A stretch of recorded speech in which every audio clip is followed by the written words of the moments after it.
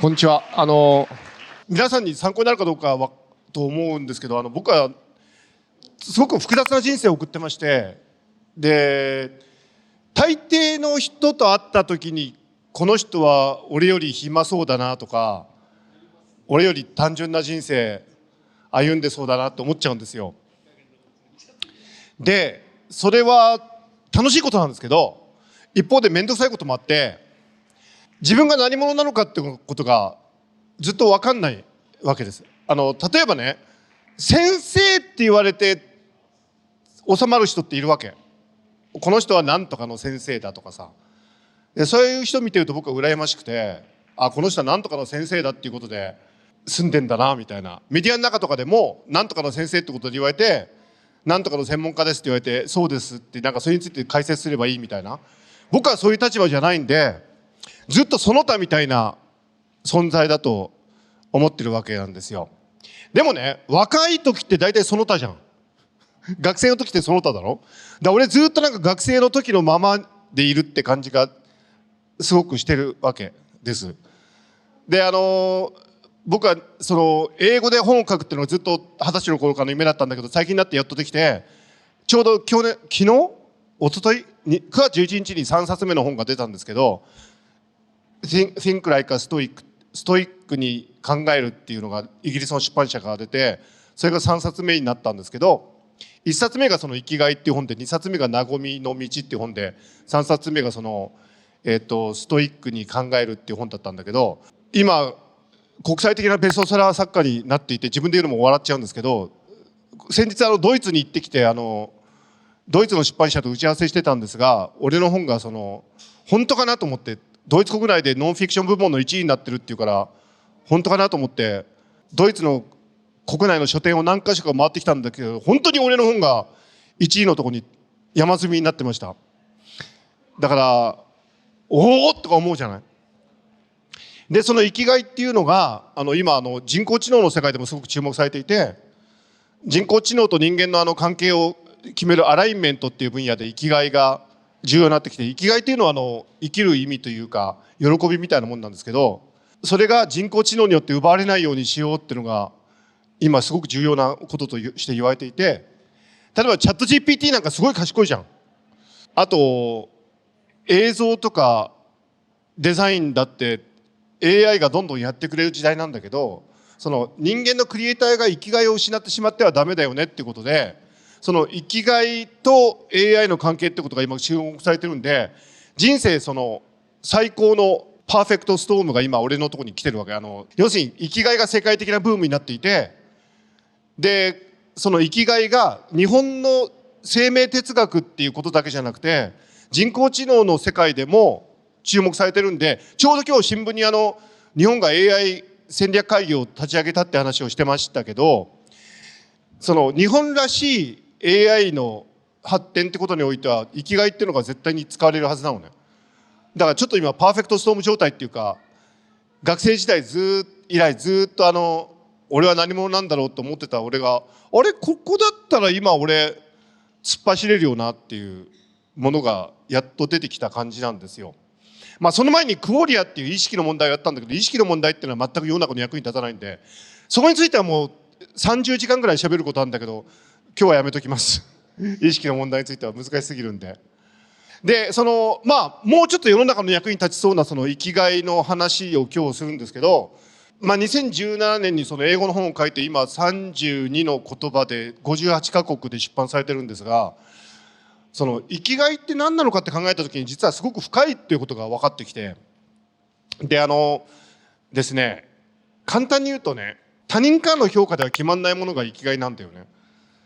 例えば僕は蝶々の子供の研究してて、蝶々を見てると今でも幸せなんだけど、蝶を見るってことでお金をもらったことって世の中でっていうか今までの人生であんまりないわけよ。蝶について話してくださいって言って交通費なんか茶封筒に入ったのをもらったことはあるけど、蝶々について何かやってお金をもらったことはなくて、全くそういう意味で役に立たないわけじゃん。君たちの中でもあるでしょ、そういうなんか自分は好きなんだけど世の中には役に立たないみたいな。それが生きがいなんだよね。で子供の時ってのは生きがいがあるじゃない。子供ってだって夢中になって遊んだりとか、別に世の中に役に立つかどうかってことを考えずにやってるわけだから。でも大人になるとなんか世の中に役に立つこととか需要があることをやんないとダメだっていうふうになってくるわけじゃん。例えば俺の友人の堀江貴文とかひろゆきなんかもそれがまあ分かんないよ。あいつはもうプライベートに言うと堀江もひろゆきも生きがい持ってると思うんだけど、あいつらの存在自体はいかになんか回転数を上げるかっていうふうになってるわけじゃん。堀江とかなひろゆきとかな。だから堀江とかひろゆきみたいになんないといけないんじゃないかって普通思うじゃん。あれはあれの一つの立派な生き方だよね。 YouTube とかの動画再生数上げるとかフォロワー数上げるとか。でもそれは生きがいではないんだよね。で世の中には例えばこのイマジン大学もそうですよ。動画の再生回数上げなくちゃいけないんじゃないかとか。今で言うとさあれだよ、リハックみたいなやり方な。高橋っていう人も俺たちのイマジン大学来て喋っていったけど、リハックみたいななんかちょっとなんかいやらしいやり方で、いやごめんね高橋さんごめんね、高橋さんいい仕事してるね。いやこれほら YouTube に上がることを前提に喋ってるから今さ大変なのよ俺たちの立場もさ。まあリハックみたいなやり方ってのは一つあるでしょ。例えばあとなんだろうな、国際的な評価みたいな。先日大谷さんっていう人の小説がババヤガの夜っていうのがイギリスのダガー賞っていうのをもらってましたけど、あれなんか賞をもらうみたいなさ、そういうので評価されるっていうのもあるじゃない。だからクリエイターってそこで揺れ動くと思うわけ。自分が本当に好きなものと世の中が必要としているものっていうのを。でもねおそらくこれからは生きがいという視点から見ると評価される部分と最適化っていうのは AI が得意なわけですよ。はっきり言うと AI に任しとくと意外とそこはやってくれる。例えば TikTok とかの再生なんかも勝手にアルゴリズムで最適化されるわけでしょ。でもそこにあるものって意外と薄いもので、本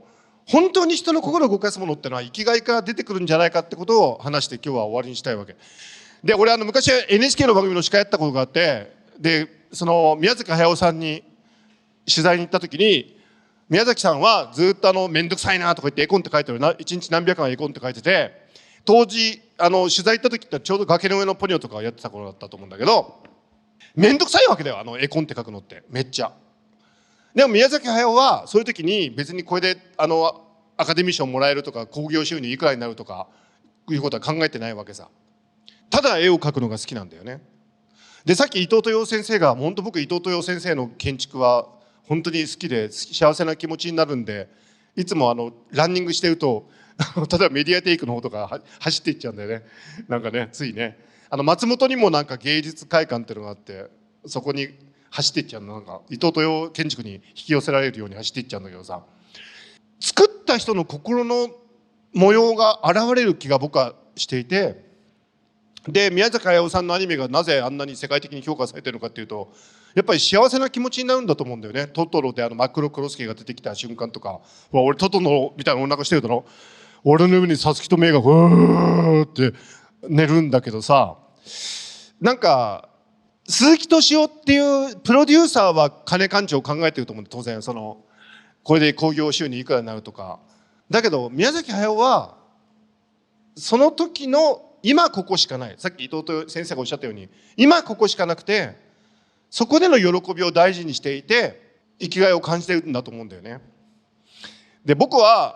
長年ずっといろんな仕事やってきて、俺もだから例えばテレビの仕事やってた時は視聴率とか毎週気にしてたしさ、あと底辺 YouTuber としてはやっと銀の盾はもらったけど、再生回数なんか最近あいつ回ってんのかな、メンタリスト大悟。お前回ってんのか大悟。あいつも友達なんだけど、おい大悟元気かお前。再生回数なんか全く無視してるわけよ俺の YouTube はね。で長年いろんなことやってきて結論としてはやっぱり生きがい大事にした方がいいんじゃねって。つまりね、再生回数で最適化されたものって結局人を幸せにしてないし残んないんだよね。長年後で時間かけてみると最大瞬間風速的には回ってもあんまり5年10年後にそれを見たいって気持ちにならないだと思うんですよ。だから宮崎駿さんは生きがいを重視してるからああいうコンテンツができたわけですし、それから日本全体で見るとここは初音ミクが誕生した街でしょ。でアニメとか漫画ってやっぱり日本のものっていうのは世界的に高く評価されてるじゃないですか。なんでだっていうとやっぱりこの国は生きがいを大事にしてる国なんだよね。俺世界的に売れてんで、ドイツから客が来て、春なんか彼が新宿御苑に行って帰ってきて、俺に真顔で「なんで日本人は桜が咲いたぐらいであんな喜んでんだ」とか聞くんだよね。いや喜ばないのかドイツ人はっつったら、我々はそう簡単には喜ばない、ドイツ人が喜ぶのはクリスマスの時ぐらいだとかなんか言ってたんだけど、日本人はさ、さっき川崎代表もなんかすみれ行こうぜとか言って、味噌ラーメンぐらいで喜ぶわけじゃん。めっちゃ味噌ラーメンうまいなとか、粒あんとこしあんどっちがいいかとかさ、締めパフェがいいとかさ、なんか外国の人から見るとすごく小さな喜びに満ちた国なんだよ、この国は。でもだからそれは日本のクリエイティブにつながっていくわけで、海外に行くともっとややこしい話になっちゃうんだよ。なんか神様が作ったこの宇宙で人間がどう生きるのが究極的には正しいんであろうかみたいなことをいまだに考えてらっしゃるわけで、一生懸命。それはそれでいいんだけど、生きがいってもっと小さなものでプライベートなものでいいと思うんだよね。僕ね、今日学生さん多いと思うんだけど、自分の好きなものとか自分が喜びを感じるものと世の中が必要としているもの、世の中に評価されるものとの関係をどう考えるかっていうのが人生の一番大事な道だと思っていて、で俺も妥協したことは何回もあります。妥協今でもしてます。してるんだけど、妥協してる時間帯もあります。なんだけどやっぱり後から考えると、自分が生きがいを感じて自分が喜びを感じてたものを作ることが結局残るし、長い目で見ると自分が評価されることにもつながる。しかも生きがいというのは他人から評価されなくてもいいわけだから、俺の長所みたいに俺の長所で人から褒められたこと一度もないわけだよ。だからさ、クリエイターとしては最悪全く評価されずに人から認められなくても、それを作っている時に幸せだったらそれでいいわけじゃん、最悪。でもひょっとしたら人から認められるかもしれない。どうしてもやっぱり今の若者たちと喋ってると、特に東京なんかスタートアップのやつ多いから、もう耳たこだよ、耳たこ。さっき伊藤先生じゃないけど、なんかシリーズ A でいくら調達しましたとかさ、どれぐらい回りますとかさ、何年後にはなんかグロース市場に上場してなんとかですとか、そういうやつら見てて俺幸せだって思ったことないんだよね。で案の定そういうやつって大体消えていくんだよ、お金とかして。最近スタートアップってなんか中小企業に過ぎねえじゃねえかって正しいこと言ってる人がネットでいて、そうだよな、スタートアップってかっこよく聞こえるけどさ、単なる中小企業だよな。中小企業って言ったらなんか情けない気がするけど、スタートアップって言うとかっこいい気がするんだろ。でもなんかそこに本当の需要がなかったら消えていくんだよ結局。だから俺が言いたいのは、なんか遠回りのようだけど、自分が好きなものとか愛してるものに寄り添って生きるのがいいんじゃないかなっていうふうに僕は思っていますそんなわけで、もしご質問があったら、それだけ俺が言いたいの。なんか質問ある人がいたら一問受けて次に行くぜ。誰かないか。あ、どうぞ。YouTube 載るからな、お前大丈夫か。お願いします。私の母の話になっちゃうんですけど、母が今仕事をパートをしてて、でまあパートなのであんまり仕事も多くないので、週に2日ぐらい働いて、であとは家の家事を中心に生活してるって、なんか私にとって生きがいは結構私たちの成長を見たりすることだって言ってくれてるんですけど、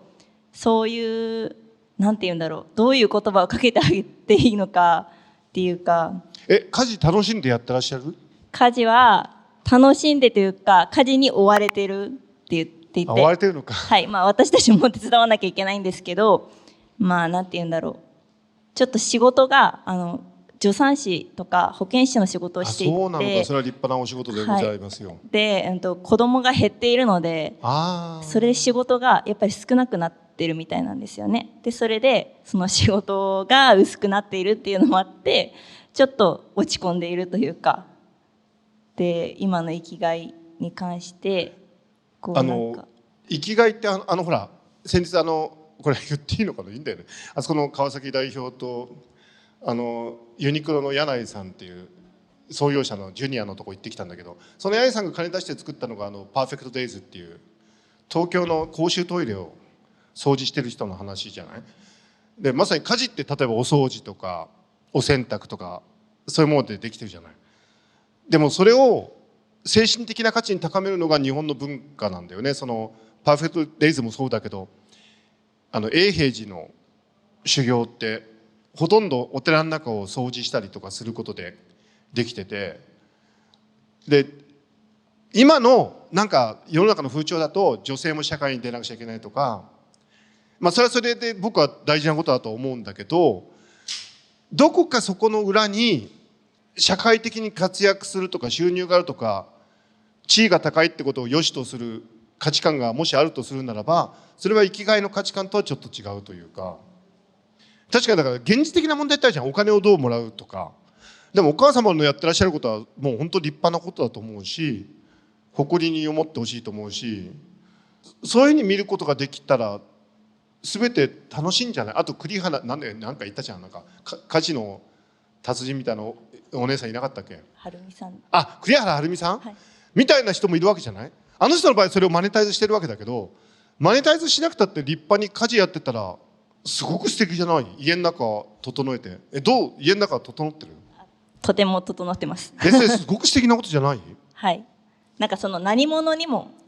今朝ドラでやってるアンパン、ちょっとここで話していいかわかんないんですけど、いいよ別に。アンパンとかでもそののぶちゃんっていう主人公が自分は何者にもなれなかったみたいなことを、かなり私の母も何者にもなれてないっていうところでこう落ち込んでる。でも今田なんていうの、今田みおちゃん、美優、みおちゃん、今田美桜が言ってもあんまりなんか説得力ないよな。お前売れっ子じゃねえかよみたいな。すいませんすいませんどうでもいい話なんだけど、クイーンズ・ギャンビットってネットフリックスのやつ見た？見たことないです。チェスの女の子がチェスやるやつなんだけど、それやっぱものすごく綺麗な人がやってるのね。でも原作はごく普通の見かけの女の子がチェスやるっていう原作なんだって。でネットフリックスとてもよくできててみんな絶賛だったんだけど、ある評論家がいやこれは本当はごく普通の見かけの女の子がやってないと意味がないっていうことを言ってたんだけど、そのルッキズムごめんね、別に今田美桜さんからルッキズム行く必要ないんだけど、お母様はお綺麗なんですか？まあまあいいや。いやだから何が言いたいかというと、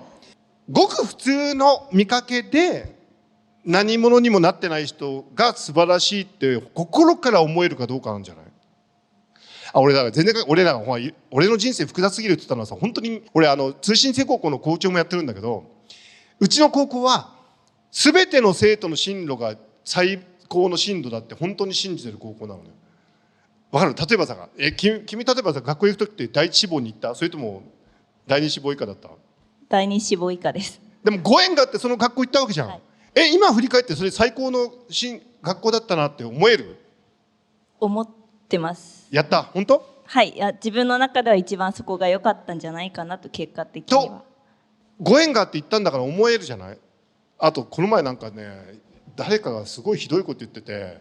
とにかくなんかいいか君たちのお父さんお母さんは一番結婚したい人と結婚したわけじゃないからなとかなんか言ってたのひどくないまあ言いたいことは分かるよな。つまり本当に一番結婚したい人と結婚したわけではないんだけど、結婚ってのはだけど最高の結婚じゃん。で子供ができて素敵な家庭ができて、だから何が言いたいかというと、人生ってすごく頑張って努力するんだけど、必ずしも自分が最初に目指していたものが得られるわけじゃないじゃん。で例えばだから建築家だと伊藤さんいなくなったから言えるけどさ、プリツカー賞をもらう人ばっかりじゃないじゃん。もらってない人もいるわけだよなもういやここで余計なこと言うのやめたもん。いやだからさなんていうのかな、今田美桜が何にもなれなかったって言われるっていうのはちょっとポルノに近い感じであんまりよろしくないと思うんだよね。もっとごく普通の人を思い浮かべてみてよ。本当に何者でもない人、そういう人の人生が最高の人生だとあなたは思えるかどうかっていう、思えますか？のぶちゃんじゃなくて、その人の中で分かんないです俺正直女優とか俳優タレントとかそんな好きじゃないんだよね。だってあいつらおかしいじゃん。だって俺だからそもそもまあいいや、俺中園美穂友達だから見てるんだけど、一応アンパンは。でもそんなに好きじゃないんだよね、ああいう人がキャスティングされるドラマというものが。みんなもっとだって普通の人じゃん。あいつ違うじゃん、普通じゃないじゃん、今田なんとかっておかしくない？まあいいや、ごめん、何が言ってるのか分かんなくなってきたな。だからお母さんは素晴らしいってことよろしいですか？ごめんね、はい、ちょっとこの尺はどう編集するんですかね。俺は編集しなくてもいいからね、別にもう一問ぐらいいきますか。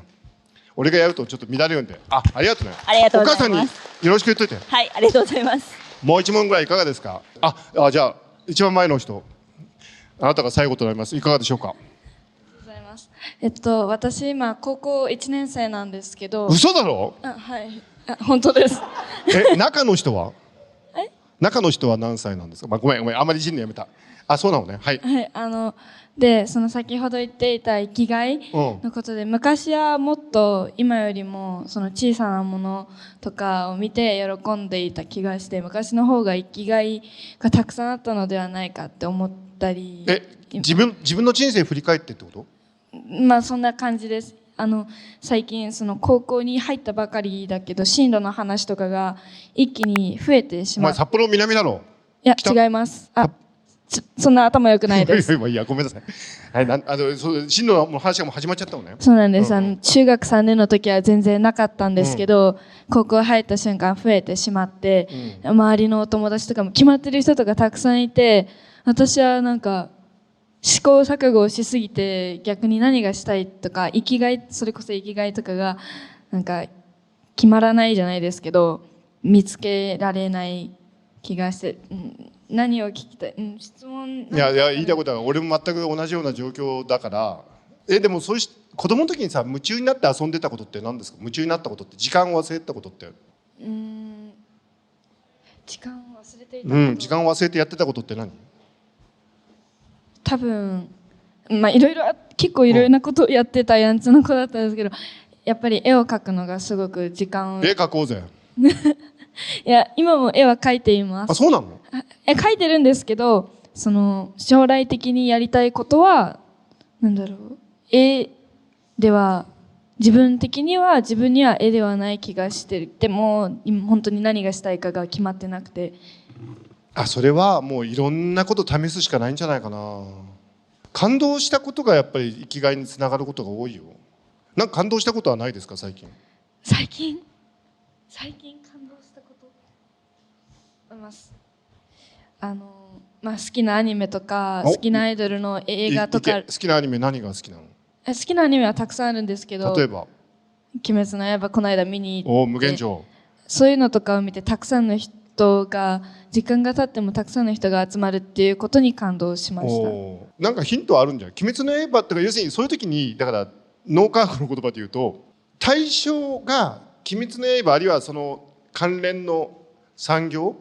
に限られるわけじゃなくて、何が自分を感動させてるんだろうってことを考えると、それに相当することって他にもいっぱいあるんだと思うんだよね。なんかそれを見つけられたらいいんじゃないかな。でも君の場合そもそもまず進路だよな。なんかやっぱり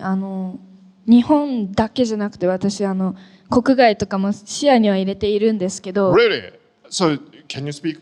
English a bit? Yes, I can. Oh, can you? Yeah. Okay. So let's speak in English, right? Speak in English. Which country do you like to go and?